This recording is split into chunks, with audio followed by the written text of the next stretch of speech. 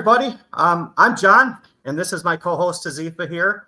And welcome to Breaking Amazon. And if this is your first time watching, our mission really is simple. We're going to give you the tools you need to disrupt niches, take down giants, and win the long game on Amazon. And we are honored to have Mansoor Nowrouzi here today, co-founder of Incrementum Digital. I sing him high praises. I think he's easily one of the best experts in the space. And I think if anybody's looking to learn about Amazon, or even if you're a seasoned Amazon seller, professional, or agency, or anything like that, I strongly, strongly encourage you to go out, seek his content out, because it really is fantastic. And today, we're going to be diving deep into things like brand analytics and AMC, but more importantly, how we're going to, how to really put those pieces together to create meaningful insights that you can take action on to drive your business forward. Mansoor, do you mind just probably most of the audience knows who you are, but maybe just give like a brief intro on who you are and a little bit about Incrementum and stuff like that for us. Sure. First of all, thank you for having me, and I'm very excited to be here and excited for the discussion we have. By the way, I'm not the co-founder of Incrementum Digital. Liron is the founder, and I'm the partner and director of advertising at Incrementum Digital. I joined Incrementum in 2020. So a bit very shortly about my background. I'm a construction manager. I have master in civil engineering. I moved to Canada from Iran in 2015. From 2015 to 2020, I was doing construction management, then transitioned to selling on Amazon, and I was looking for a new thing. So I kind of ended up selling on Amazon. And long story short, through that process, doing Amazon advertising for myself, I connected with people, got to know Liron, and joined Incrementum. Fast forward to today, I'm partner with them. We manage, I would say, around 5-6 million per month in ad spend. Last year, across our clients, they generated around 800 million in revenue. So we have a very big range of clients, from clients brands that selling few millions per year to up to 200-300 million per year. And apart from that, I'm an Amazon seller myself. I have a supplement brand I sell in Canada. That is one of the reasons that I know many of the tools. And when I post, I'm not posting about Amazon advertising, or I get to know different features, because I'm in the weeds. I'm working day on day on my brand. So it makes me updated with not Amazon advertising. Everything is happening with the seller centrals, the new features, the new approaches. That's awesome. Quick aside. You had made a post on LinkedIn, and so I want to shout this out to everybody listening. It was my first million podcast, not a podcast I actively listen to. But Eric Ryan, for anybody listening, watch his stuff. If you have an Amazon, even if you just run DTC, that was a fantastic YouTube video. So thank you for calling that out as well. I went on YouTube and found every video I could on the guy. He's great. Yeah, He's more great. Golden nugget Mansoor has given me over the years. So without further ado here, we're going to kind of lead into brand analytics first. And as we kind of move in that direction, I wanted to unpack kind of what your take is on, and when data stops helping and starts like slowing down decision making. Kind of like one of my favorite phrases when it comes to this is speed to insight, which is basically, how long do I have to stare at something before I can create meaningful conclusions that I can then take action on? And I think now more than ever, when you look at all of the data we have, man, so you have Helium 10, Jungle Scout, Data Dive, brand analytics, right? And so oftentimes I feel like you can go to all these different data sources and look at all this stuff, and you can stare at it for 3 or 4 hours and then end up more confused than when you first started. And so I just kind of want, just from like a framework perspective, how do you balance depth of data with decisiveness kind of when you're looking at all the stuff that's out there? And that's a great question, because I feel like now with all the data that Amazon is giving us, plus all these third-party tools, we have data overload. And the way I always think about this is that more data isn't our goal. Our goal is the clarity, to have the clarity about the whatever we are looking at.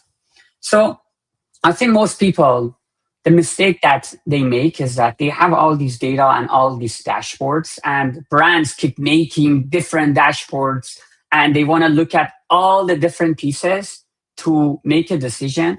But for me, the way I look at it is that you got to take a step back, and I look at it from first principle, which I love it and I have always implemented, is that, okay, there's something is happening.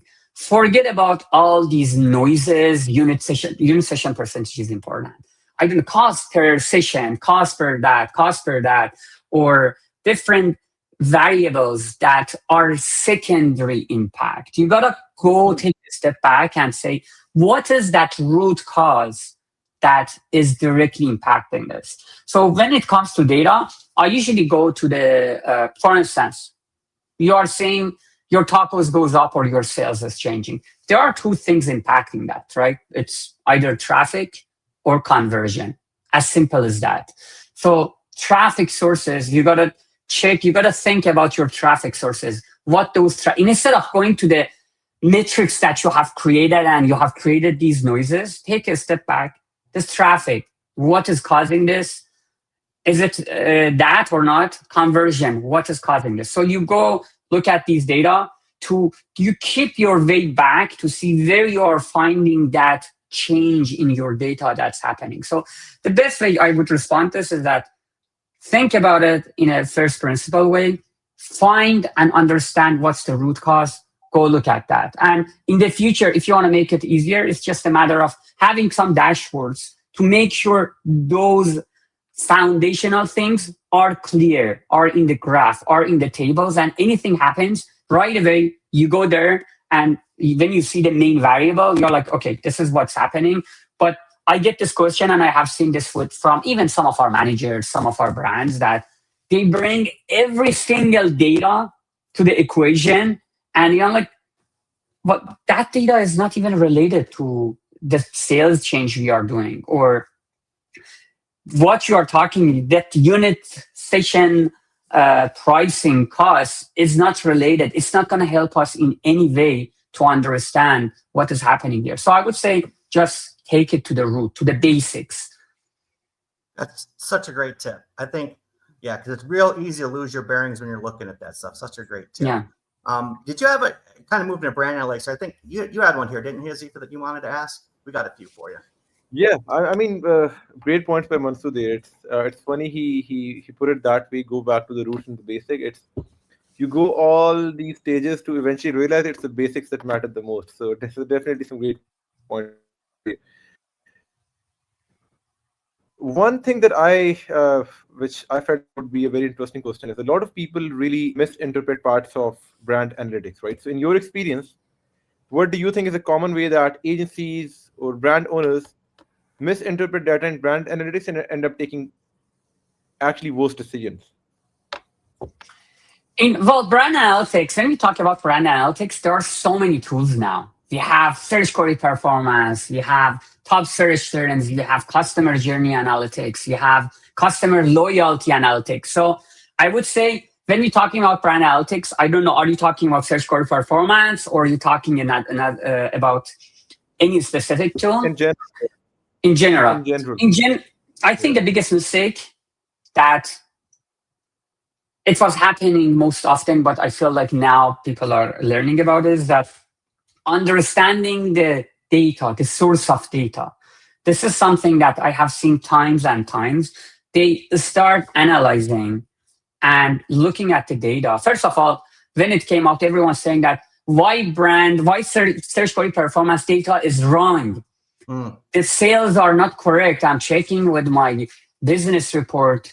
It is 10% of my sales from business. So I'm like, yeah, of course, because the source of data is different. Search query performance shows up a funnel from the search result pages. So when a customer is searching for a keyword, if they see the product, they click on the product, they add to cart the same product, purchase the same product.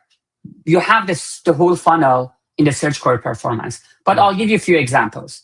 If the customer sees your product, clicks on product, goes to your detail page, but they purchase the variation that they didn't click in the search result pages, that sales is not going to be reported in search query performance. So that's the first misleading which is happening, that I'm like, the sales could be there. Just if you have variation, be careful how you're analyzing this, because you don't see the purchase, but the purchase might be there. Maybe they purchase your variation, and that variation purchase is not going to show up in anywhere in search query performance, because search query performance follows the same product from getting impression to getting purchase. So that's the biggest mistake that I see people are trying to compare. I will give you another example that, and as you know, it is taking into account organic results and sponsored product results. So sponsored brand and some of the badges are not there. That's some exclusion in search query performance as well. Or that's the biggest one. I have a few other ones, but I think we can continue to the other questions. Okay. Yeah, I mean, it's tricky because, a lot of times you also see sellers and even agencies complain. Like I talk to a lot of agency owners, and one of their biggest problems is you often don't get enough of a sample size when you look at SQP data, right? So for most products, you'll probably see a few search terms up till 2 orders over the last month or the last quarter, and then you kind of have a lot of these search terms with 1 order over the last month or 3 orders over the last quarter. So sample size is again one issue. So I would say that, going back to what you said earlier, the basics, right? Sometimes if you don't really understand the source of how SQP works, or you're finding that data confusing, just go back to your traditional sponsored product search term reports and your targeting report and see how your search terms are. Right. One comment on that I have though, even if you have 1 click and let's say the search term shows up there, right? Doesn't matter how many clicks you have, what's happening. Let's say the search term showed up in your 100 terms for the ASINs. Then you have the category data. So you could make a conclusion, because it says, for instance, Mansour's ankle brace or whatever. It could be a long tail or a high search volume keyword. But as long as it shows up in search query performance, you know what is the search, how many search it has. You know how many clicks the category getting. Even you might have got 1. You know that, okay, the category getting thousands of clicks. The market getting 100 share for the purchase. It could give you some insights that, this is a good keyword, good search term, generating so many clicks, generating so many sales. Why am I not getting clicks? So it is a directional insight to you that you are not showing up there, right? And each click or purchase, it means something. That another issue that I see people are making. So I'll give you an example that if your click share is low, these are very basic stuff. If let's say your clicks, you are getting 1% of click share of the market. Well, what does that mean? It means either you are not organically ranked anywhere, right? Or, which is combination of both. If it is very low, you are not organically there, your ads are not showing up there. So these are the things. You are not there organically. Could you do anything immediately? No. What is the leverage that you have? It is ads. So if you want to push this, you got to push with advertising. You got to increase your click share, then decide if the sales comes up with this. Because you don't, to your point, therefore, you don't have enough data. You haven't got enough clicks, but you are saying that, okay, I'm missing clicks here. I need to push with advertising to get more clicks and draw a conclusion that, can I convert here or I can't convert here? That's another thing that I'll talk about that as well. Good stuff. Yeah, I think, because I don't want to spend too much time on this, you guys maybe think a little bit more. Sometimes I think people can get, if you're like a smaller player or a newer player in a more saturated market, you can see the distance between your click share and a dominant player's click share, right? They could be 30, 40%. Right. And it gets easy to fall into the trap of, okay, if I, blow another 10 grand in ads this next 2 weeks or 30 days, can I get to 20%? Unfortunately, that's not how it works.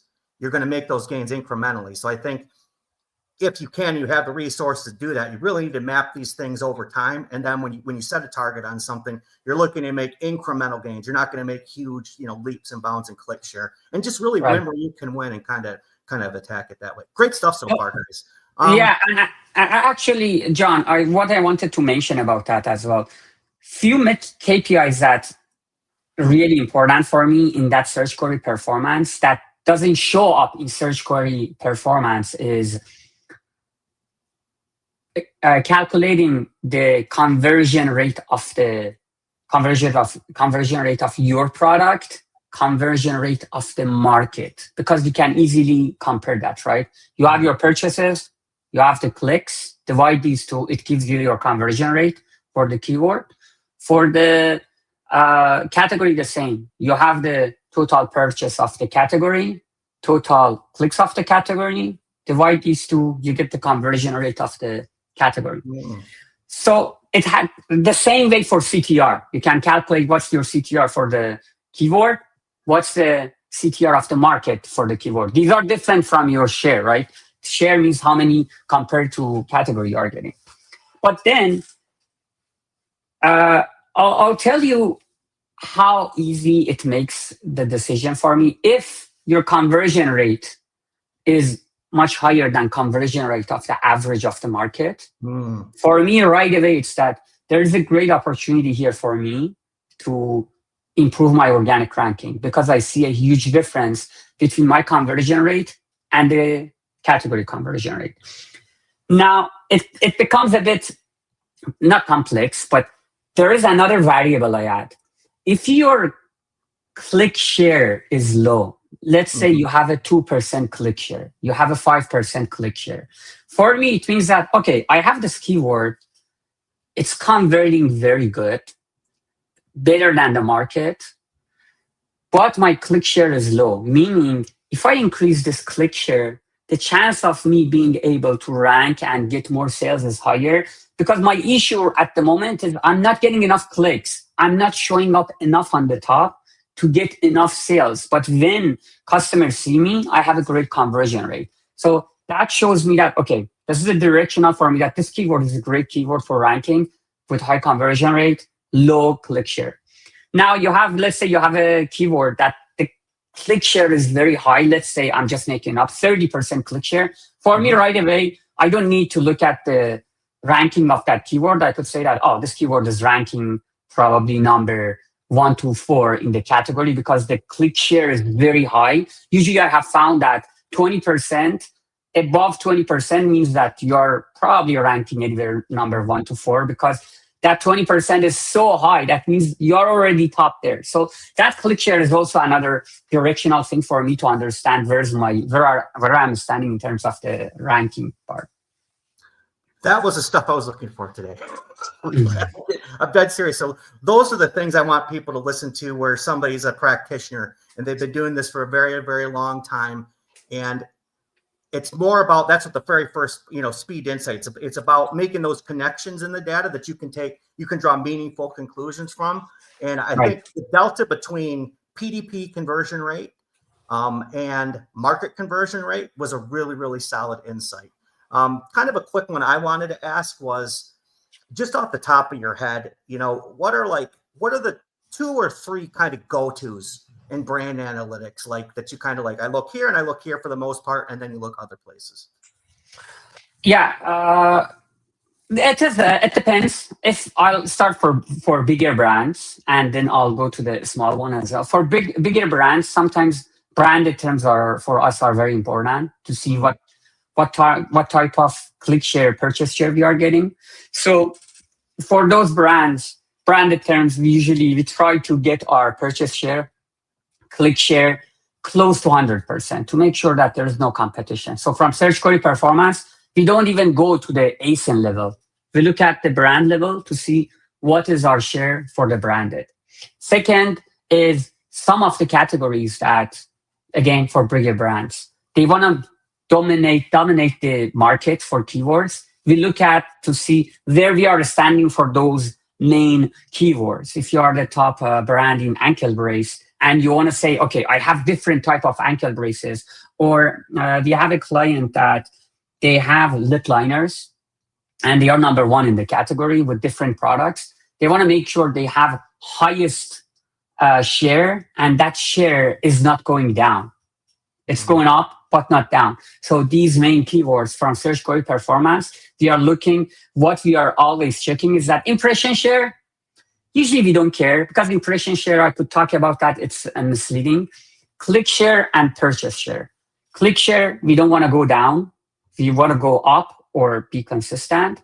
Purchase share, same. We don't want to go down, either consistent or go up. So for these main keywords in brand level, we are very careful to make sure that we are consistent. Now, if I want to talk about the smaller brands, there's another one actually that this applies to, actually the previous one applies to smaller brands as well, but this one applies to big or small brands.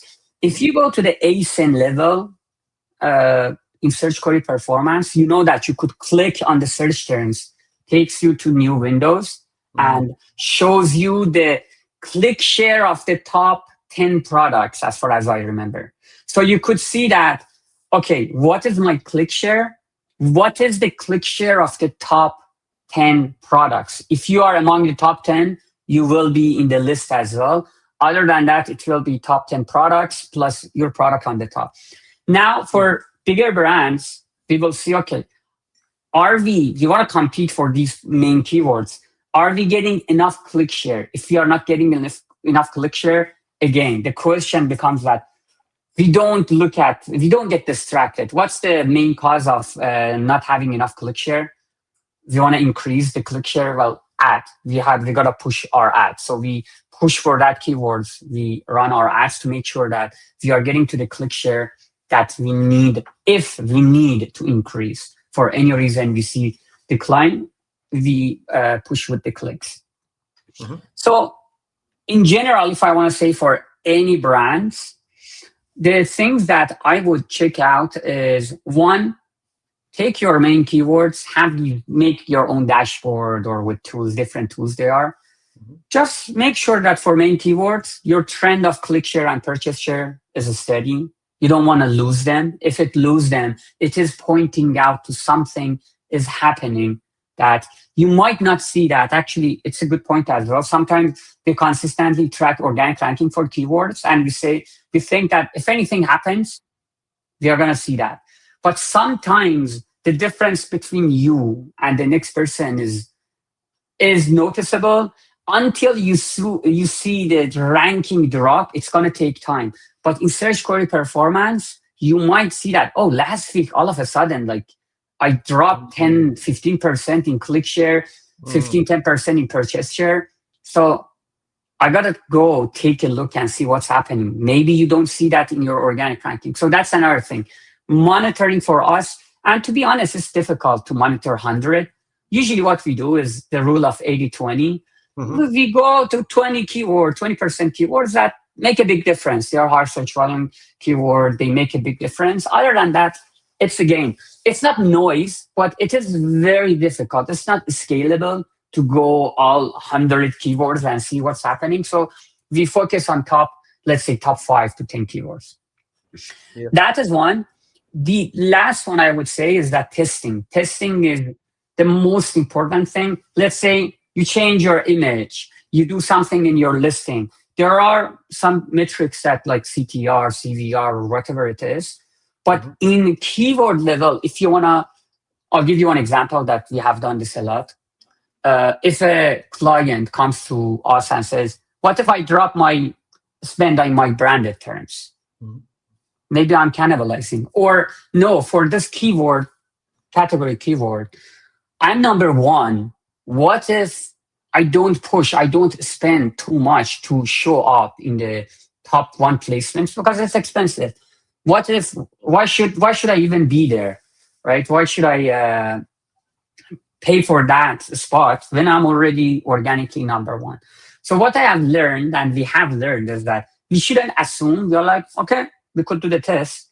And the test is that let's decrease our bid. We don't want to say, let's go and completely remove the ad from that keyword.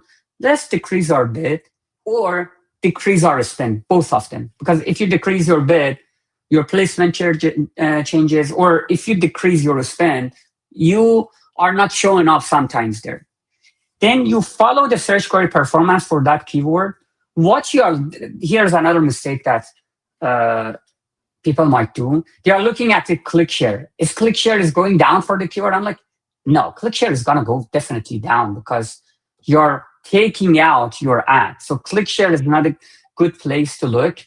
Now you are looking at purchase share.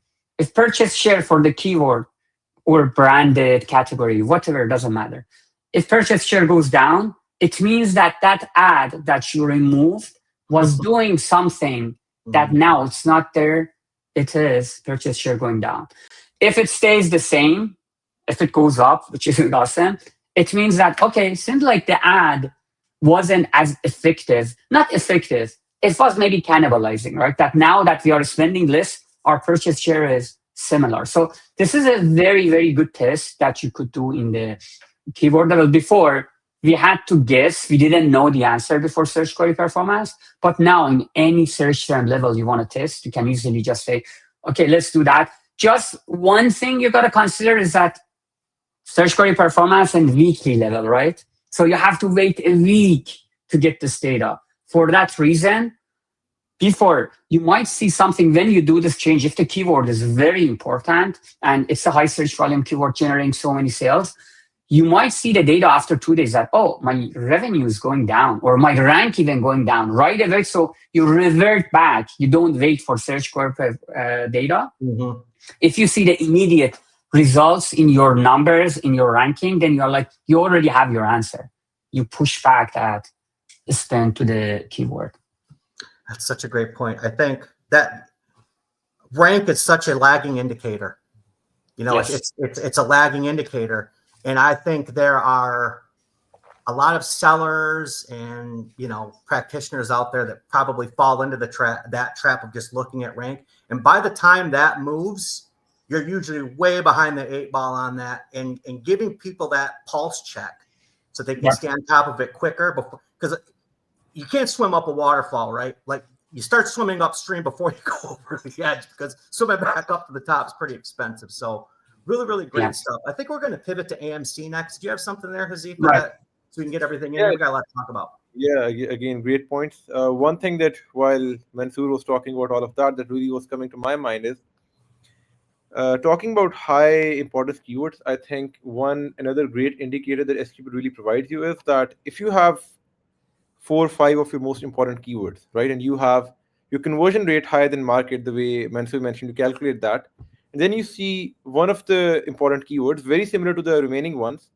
but it has a lower conversion rate than the market. It's a bit confusing, right? Because you have multiple keywords and some are converting better than the market, and then you have one. So it's a great indicator at times, even for looking at your placement data. You might just be spending your ads on placements that convert less, perhaps too much spend going to PDP or rest of search, when top of search really has a great delta for conversion rate. So again, great points, and totally agreed on the part where it's right. I wanted to add 2 things before we go to, if we want to go. So one thing that in brand analytics and no one talking about, the customer journey analytics, customer loyalty analytics, they give amazing data.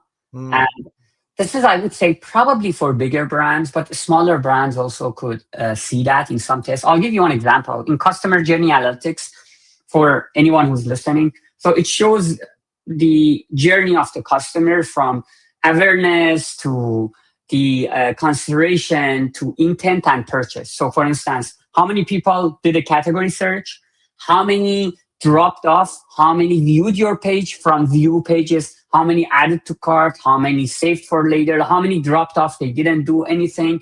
And even in that awareness part, it shows your branded searches. How many people search for your product, for your brand, and shows that as well. So it starts from category search all the way to the purchase.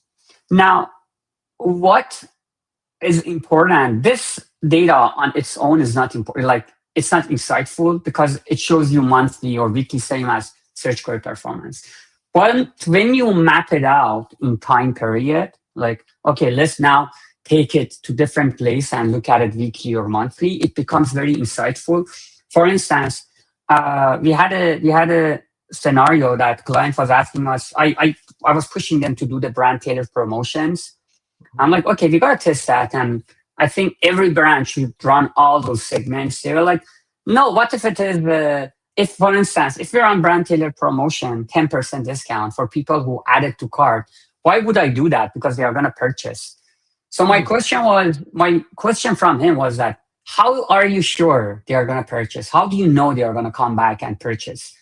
Isn't it better to test and see what the data is? But then the question becomes that, okay, if you're on this, how should we know if it is impacting or not? Customer journey analytics is a good way because they have this weekly basis. You can see how many add to carts you have, how many dropped off, how many purchased. Now, let's say you have this point before bringing Prime brand tailored promotion, giving discount to people who added to cart. After that, now before bringing this, what was your drop-off percentage from add to cart? So you can easily divide the drop-off by number of all add to carts. After this, what was your drop-off? What was that percentage? We tested this for a few weeks and we saw 20% decrease in drop-off. That it shows that before and after, we saw that, like we have 20% less drop-off, meaning this coupon code actually incentivizing some people that might not have purchased, incentivizing people to come and purchase because now they see that 10% in the product detail page, in their add to cart, it shows up in different places. So these are the things that might not give you instant insight, but when you take a different approach that, okay, I want to test, or I'm running DSP, or I'm running a sponsor display, I started a sponsor brand video, let's say awareness campaign there. What is happening to my data? These are the places that you can easily do some easy calculation. The only issue is it's in brand level, right? Hopefully someday Amazon gives us in ASIN level, which would be impressive. If not, at least in subcategory level. So that is it. Another thing that I wanted to mention, the biggest misconception about the confusion about the CTR is many people look at CTR to judge about the results of the test or stuff that they are doing or change that they are doing in the main images, which in my opinion is the biggest mistake. And the reason is that they got to understand what impression is. When you search for a keyword, let's say dog vitamins, every single product, every single ad in the page that is loaded gets impression, even the products that are down the page and you haven't scrolled yet. When people are talking, and then when imagine your ad shows up at the bottom of the page, well, your CTR, of course, is low because the customer didn't see your ad. But it is a huge difference with top of the search that customers saw your ad. And all these people talk, top of search has the highest CTR. I'm like, no, that's the reason is not because it's in top of search get the CTR. Because customers actually seeing the product and you could judge based on that. That is why I always say, when you want to do the A/B testing, always look at top of search CTR. Forget about product detail pages, forget about rest of search. Even in product detail pages, we don't know if the customers saw the ad, but the CTR anyway, an impression is there. So it is kind of misleading and you never should trust that. That's good stuff there. Yeah, it's almost funny that Mansoor just mentioned that, because a lot of times when we're tracking conversion rates for our clients, what we like to do is we kind of aggregate the top 10 campaigns and their CVR or the top of search CVR, and then we kind of track that week over week instead of just monitoring the plain unit session percentage, right? Because that can really get affected by a lot of different. You might as well just start running a few hanging fruit campaigns, and you're like, oh, my unit session percentage is down, but it's not the unit session percentage that is down. It's just that you've added those low CVR hanging fruit campaigns. So again, great points. Yeah. Okay, you want to take the next one, Azifa, as we go to AMC? Yeah, AMC. Okay. Something that a lot of people really wanted to hear Mansoor on. A lot of people feel lost with it. So we'll have some really basic questions for people who just really want to get their foot in with AMC, just really figure out how to get started. The first question, just in general. So if as a brand owner or as an agency owner, what are 3 things that you would do with AMC today that are also relatively easy that can really allow you to start reaping some of its benefits? As someone Right. who's an agency owner has never used AMC, a brand owner never utilized it properly, they want to get their foot in and get some good benefits. So the good news is that Amazon Marketing Cloud is now available for everyone, which it wasn't up to I think 3-4 weeks ago, which is a great news. You go to Advertising Console under reporting, you have access to Amazon Marketing Cloud for all the accounts. That's awesome. When I look at AMC,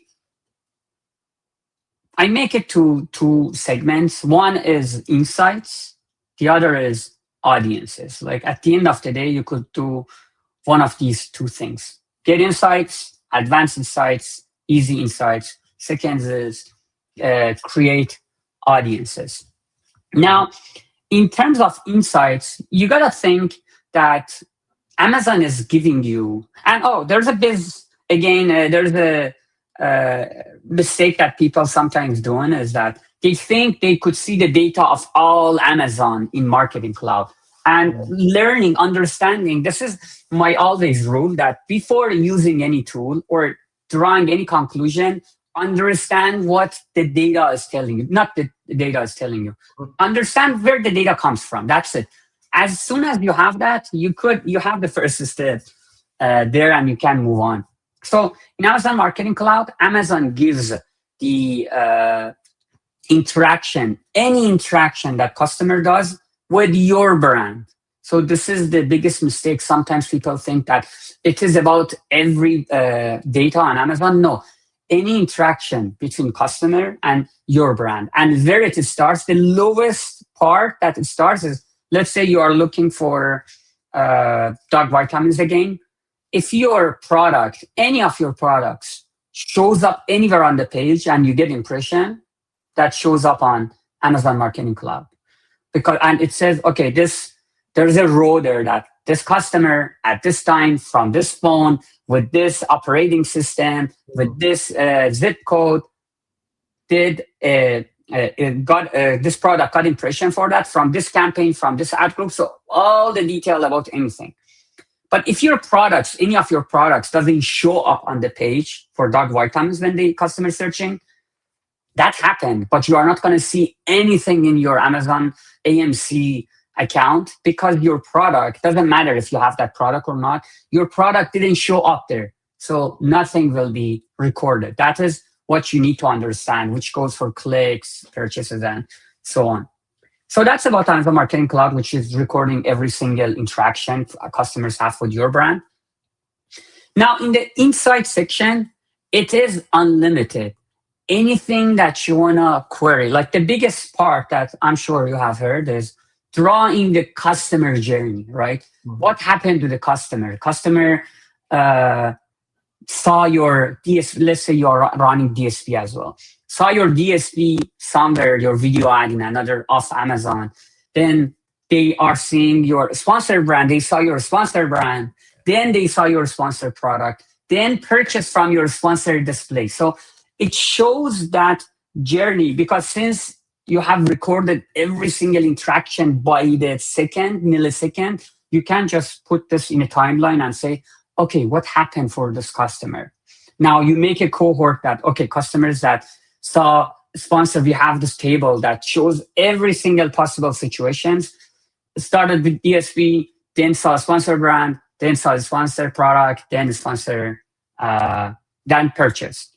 Or maybe one of them started the sponsor product, then they somehow saw our DSP. So we draw all these to understand that how many people are getting exposed to these different passes and what is the purchase rate per customer. So what purchase rate I mean is that number of purchases for each pass divided by number of customers, not impression, nothing like that. We are dividing purchases by the number of customers to see that which one of these passes has the highest purchase rate, which I'll give it away. Usually the journeys that have all the ad types. You have sponsored product, sponsored brand, sponsored display. If you're running DSP, even DSP, then customers getting exposed to all of these different passes, they see all, to simplify it. When they see all your ad types, the likelihood of them converting is the highest among all the different passes. So we see this is the journey, and I will tell you, okay, you might say, okay, you look at this, so what? What we do from is, the way we execute from is that if we create audiences from people who have seen our sponsored product, sponsor brand, and we know if they see sponsored display, usually we see highest conversion, highest purchase rate. We say, okay, create audience from people who saw these two, but they haven't seen our sponsored display. We target them with sponsored display. If we have DSP, we target them with DSP. Why? Because we want to take them to the pool of customers who have seen all of our ad types, because we know if they see that, the purchase rate goes higher. So that is it. We look at the customer journey, and from there, we try to target people, take them closer to the highest purchase rate, journey. That's one. Do you have any question? No, this is great. No. I'm following. You tracking, Nazif? I'm good. This is great stuff.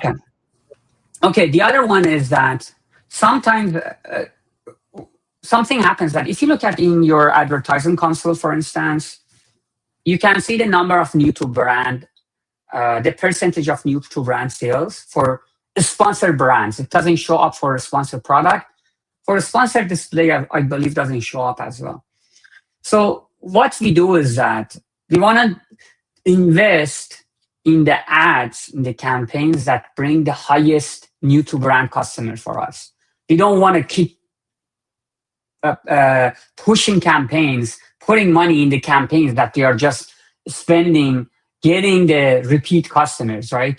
Because for us, it's easier to bring them back.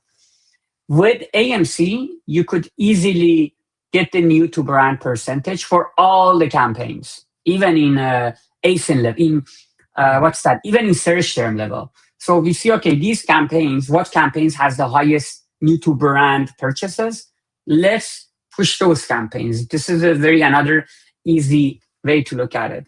Another one that I'm trying to get the dashboard for it. You see in our campaigns on advertising console, if you have 10 keywords in sponsored product, there is one top of search, there's one placement, and you don't know this placement is related to which one of these keywords, unless it's a single keyword campaign, and you could draw a conclusion that, okay, so this placement analysis is for this keyword. But with AMC, Amazon gives you in search term level that, oh, this got click, and this click was from top of search, or this click, this was from rest of search. So you could, no matter how the structure of your campaigns are, in AMC, you could get the information about top of search, conversions, and any click-through rate that I mentioned. With AMC, no matter, irrespective of your campaign structure, you can easily create those placement analysis. But the biggest part for anyone who's here is audiences. Creating audiences and taking those audiences now, even if you don't run DSP, taking those audiences to your sponsored product, a sponsored brand, a sponsored display. And Amazon has made it very, very easy because they have some templates even if you don't know SQL, you don't know how to query, there are some easy to run templates that you could go. I have a YouTube video on for Amazon Marketing Cloud. I go over some of the templates. It's easy. I'll give you a few examples. You can easily create audience from people who added to cart, didn't purchase. Take these audiences, target them with a sponsored display, target them with a sponsored brand or a sponsored product, or customers who you could create, for instance, a lookalike to customers, your high value customers. Mm-hmm. It could be either wise in terms of how much they spend with your brand, or it could be that how many times they have purchased, stuff like that. So you take these audiences. What could you do with these audiences? Two things. One, cross-sell them other products that they haven't purchased with your ads. Second, create a lookalike to these people because these are your highest value customers. So tell Amazon that I want you to go and find people who look like these customers. I want to target them because we have a high chance of making them the customers. And there are so many use cases for audiences. I would say the biggest use case is creating audience, using that in your ads. That's great stuff. I think that's really, really powerful too. Kind of Google's went in the opposite direction over the years, and I pray that Amazon doesn't go this way. And it's basically what it used to be really granular, all the things you could layer onto Google. Now it's like you have practically zero control. It's all in Google's hands. And I feel like Amazon's moving more in the direction of what I love about Amazon. And it's the fact that you can begin to target with more and more precision and really make your ad dollars work for you where they work the hardest. So I think all of that stuff was great call outs. I think I had a quick one too. Just like a quick question here, man. Do you have anything, Huzefa, before we pivot off? Yeah, it's funny because the couple of questions that I had, Mansoor covered them already. So yeah, nailed them. It's a great comment. Okay, good. So, well, what just some like common myths about AMC that you just kind of out in your wanderings out there in the groups and LinkedIn that about AMC you think people that don't understand it are missing the point? One of them that I mentioned, they think, for instance, they could make a query and say, create an audience that purchased my competition, purchased that competitors. Mm-hmm. There is nothing like this. You can't query that because, as I mentioned, Amazon just gives the interaction with your brand. That's the biggest one that they think, they could query compared to competitors and say audience that purchase that. You could do that with DSP. With AMC, you can't do that because DSP gives the data more holistically about Amazon. The second one that is, as the issue is, at the moment, AMC is not scalable when it comes to use cases because the issue right now we have is that all these audiences that you create, let's say you want to take it to sponsored product, in each campaign in a sponsored products, you can have one audience. And imagine like how you're going to deal with that. You can't, for each audience, you got to start a new campaign. So that is the issue as of now. Audiences are good, but I feel like you got to look at more generic and see, okay, in brand level, how I can help grow and take advantage of this. Other than that, it becomes a mess. Not a mess. The scale is very difficult because for each audience, imagine you have one campaign. So that's another thing that I would say people might exaggerate, but when in practicality, when you get there, it is difficult to scale. Interesting. Good stuff. Moving to we got some bonus stuff, just some general. I'll let you go ahead with your first one. If you had some extra stuff we just want to talk about, just like general advertising, general Amazon stuff for the audience here. What was yours, Huzefa? Yeah, first was around videos, right? So now, Amazon's, even though there's been a lot of updates, the core nucleus of how Amazon advertising has been done, particularly on SERPs, has stayed pretty consistent and similar over the last few years, right? There's been changes at the back end, there's been some updates, but there's been no big mind-blowing change on SERPs in terms of just the whole placement of ads and a certain ad being more important. The whole internet is obviously becoming a lot more video content focused. We see that Amazon has been trying to push videos every now and then. They're trying to push Amazon Live in between. With TikTok Shop coming up, there's a general direction that the overall internet has been moving towards more video-based content, right? Over the next 3 to 4 years, right? Not perhaps 12 months down the road, but 3 to 4 years down the road. Right now, still we see that video ads obviously have a much smaller impact on organic ranks than something like perhaps sponsored product ads, right?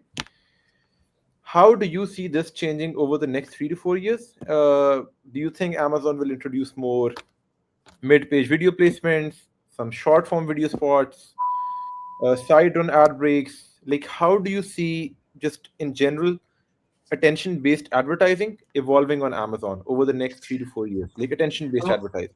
Well, the speed of things, how it's going, I don't know, 3 to 5 years with everything that's happening with AI. I don't know. The question becomes that how will people change, the behavior of people changing? Am I going to go and just ask my chatbot, my companion AI to, okay, I want this, go purchase it, and I might not even see the product? So that's the question that first, honestly, I don't know in 3 to 5 years what's going to happen to AI and how we are using and how we are behaving, how we are purchasing. I have freaking no idea with everything going on. But if I want to guess, I feel like, yeah, the use of video will be more, but not professional videos.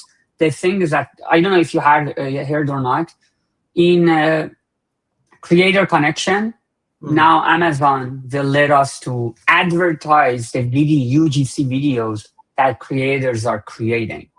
So I feel like Amazon is going to be more focused on bringing those creators. The UGC content will be more seen on Amazon. And of course, they are going to give more placements, maybe more in product detail pages, how the dynamic is going to work. But yeah, I'm sure it's going to be more, but more toward UGC content too, because they have seen the success of TikTok and how those TikTok shop user-generated content is working. So I'm sure they will give it more weight. How they will implement it, I don't know, but there will be more placement. But they are not going to, of course, they're not going to build another TikTok because they tried, they tried this segment that you could scroll and see the videos. I can't recall it. It didn't work. And yeah, it didn't work. And I was talking with Leo and I'm like, yeah, they're trying it. I don't think it's going to be impactful because it's a different platform. Like people are not going to come to Amazon to see videos, just scroll and see videos. It's TikTok, Instagram, but they will have more placement for the videos for sure. Yeah, it's interesting because one thing that Amazon did change over the last year or so is that you now see a video ad at the bottom of the page as well, right? And one thing that they did change in many categories was that initially you would have those numbered pages, right? You could click page 1 on the mobile app, and then you would go to page 2 and page 3, and they kind of replaced that with the page break kind of got replaced with a video. So you scroll through a page, and then there's a video ad, and then you get to the next page. So you don't necessarily click on 2 or 3 or 4. So it's surprising that with all those changes, there hasn't been a massive change in how much the video ads impact organic ranks yet. That's definitely something that if any agencies out there want to stay ahead of the curve, just keep an eye out for this. I wouldn't be surprised if going ahead, video ads, which they are not right now, but start becoming more and more important to organic ranks. And when that happens, who knows? Right. I had one here for you. So you guys deal with large brands, Increment, you guys have some large brands in your portfolio. I think this becomes relevant there. I think I'm open to the discussion, right? I think depending on the size of the brand, like this type of thing I'm about to ask in a second, I don't feel like this is impactful, but maybe you've noticed it be impactful. Amazon has clearly improved your ability to target off-platform, things like Netflix, Hulu, all these other video options. And so kind of looking at the big picture outside the Amazon ecosystem, what do you feel the impact there is, generally speaking? And then maybe if we could zoom in a little bit more to what size seller should, start to dip their toe into these areas, because these areas could be fairly expensive. So I just kind of wanted to get your thoughts there. Right. In terms of who should use them, is that because we have had some of these before as well, right? And using the video ads for the streaming, I would say if you haven't maximized your sponsored site, you shouldn't even think about DSP. That's because these are all being run from DSP side. But there are some. This is interesting. There are some posts that I have been seeing that someone talks about, with DSP, we grow this account. With DSP, we did this. DSP made us. Don't believe that. DSP doesn't have that impact in any account. We have a lot of accounts that DSP is more of an awareness campaign, and it's not going to be that if you're a brand, you introduce DSP, all of a sudden something is going to chill and you'll see big scale in how your campaign, how your sales are growing. No, you got to first introduce a sponsor ad. Make sure you maximize your sponsored ad site, because at the end of the day, Amazon ecosystem is a keyword based. The customers come there, search, and what is the highest impactful campaigns are sponsored product side, sponsored brand, sponsored video, and making sure when the customer is looking, you are shown up there. The next stage is that to go where the customers are. Yes, it's more of a, like, imagine you're a small brand and I'm looking at Netflix, I see your ad. The ROAS or the conversion rate from there is very low for me as a customer to see your ad on Netflix and go purchase. It's going to help probably people know your brand, bring awareness. But the likelihood of pushing you to have a great growth is very low.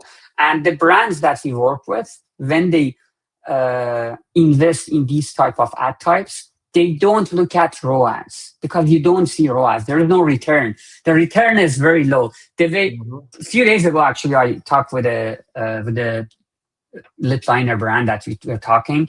They said, okay, we started 3xing our ads. What's happening with DSP? With DSP we're doing.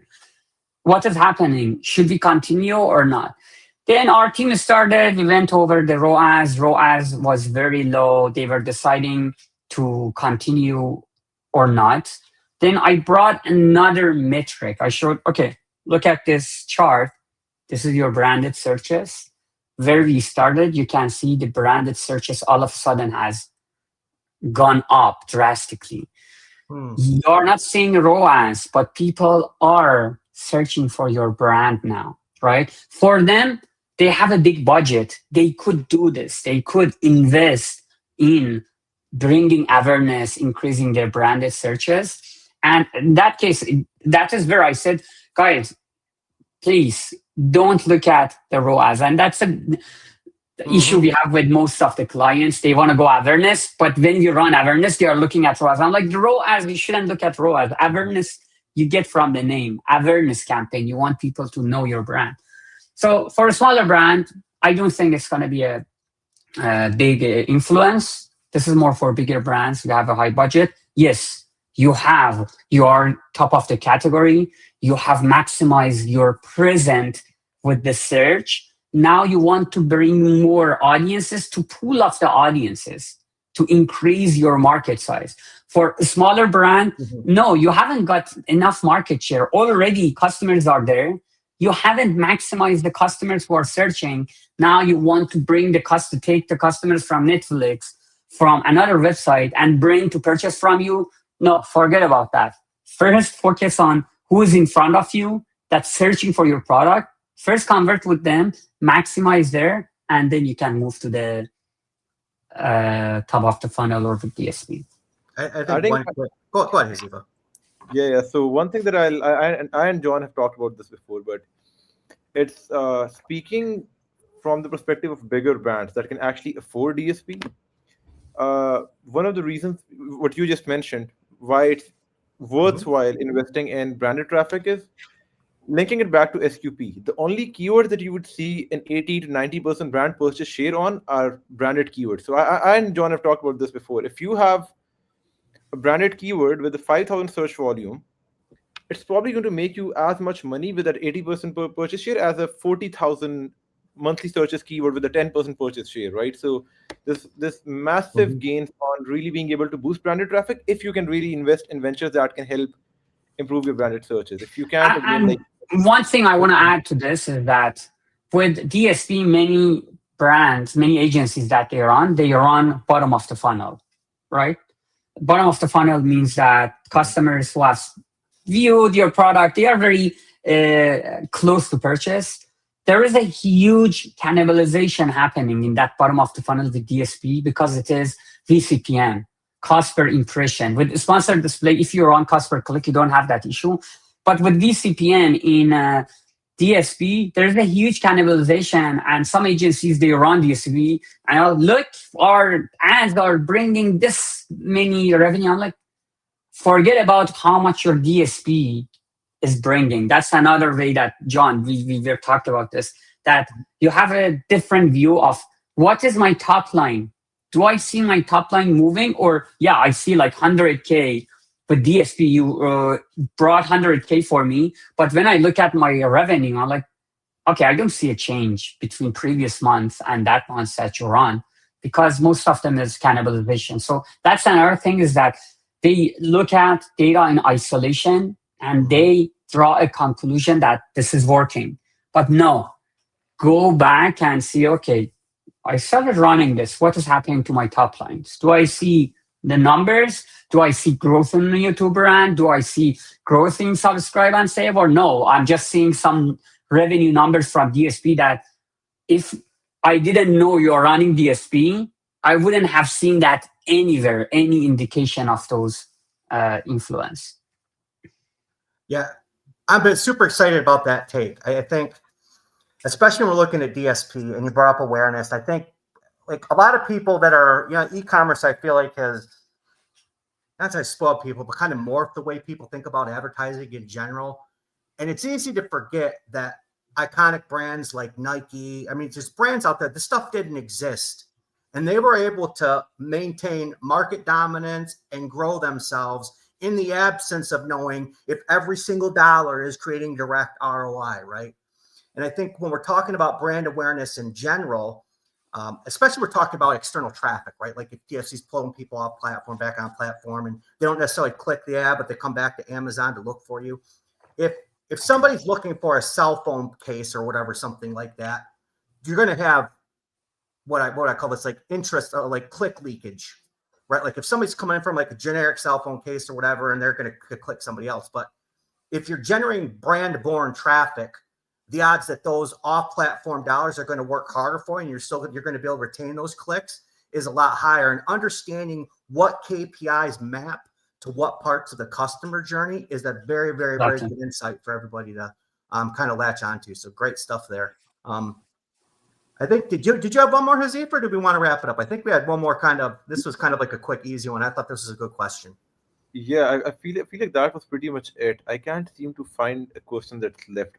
We had a couple, but I think Mansoor kind of covered that in his answers by adding that himself. So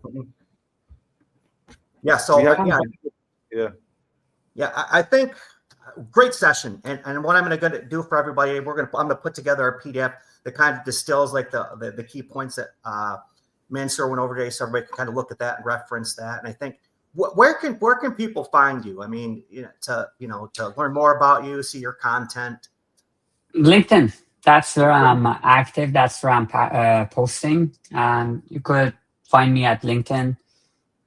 That's the best place. Strongly recommended. Good reads. They're good reads. Like concrete, unique stuff. I absolutely love your content, Mansoor. So I appreciate it. Thank you so much. Yeah, thank you so much for joining us. Thank you, everyone. Absolute pleasure. I've just good stuff. I learned a lot. I'm sure the audience learned a lot. It was a real eye opener. And thanks for being with us, everybody, and have a fantastic weekend. Have a great weekend. Take care, everyone. Yeah, we're off.